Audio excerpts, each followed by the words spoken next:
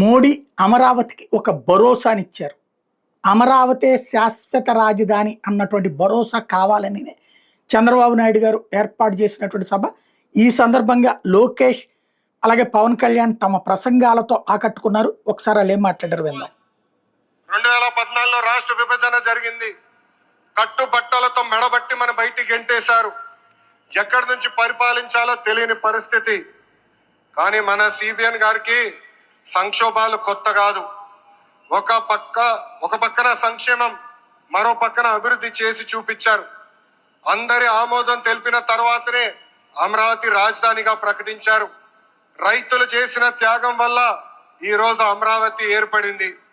సందర్భంగా మీ అందరి తరపున వారికి విజ్ఞప్తి చేస్తున్నాను. ఉగ్రవాదాన్ని అణిచివేయడానికి ప్రధాని మోడీ గారికి కేంద్ర ప్రభుత్వం తీసుకునే ప్రతి చర్యకు మేము అండగా ఉంటామని ప్రతిజ్ఞ చేస్తున్నాం.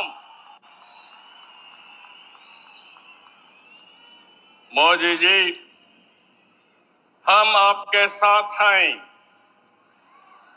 आंध्र प्रदेश के 5 करोड़ लोग आपके साथ हैं. पूरा देश आपके साथ है. ఒకసారి గట్టిగా చెప్పండి, వందే మాతరం, వందే మాతరం. నేను వందే అంటే మాత్రం అని గట్టిగా చెప్పాలి. వందే వందే వందే. అది ఈ ఉపన్యాసం ద్వారా మోడీ మనసుని గెలుచుకున్నారు. మరొక వైపున చంద్రబాబు నాయుడు, అదే సందర్భంలో మరోవైపున పవన్ కళ్యాణ్ అందరూ కూడా కంటిన్యూస్గా తమ ఉపన్యాసాలతో మోడీని ఆకట్టుకున్నారు. మోడీ మరొక వైపున రాజధానికి సంబంధించి ఏదైతే ప్రభుత్వం కోరుకున్నటువంటి విధంగా అమరావతి రాజధాని అన్నటువంటిది అభివృద్ధి పదంలో సాగాలన్నటువంటిదే తన అభిలాష. దానికి సంపూర్ణ సహకారం కేంద్రం నుండి అందిస్తానని ప్రకటించారు.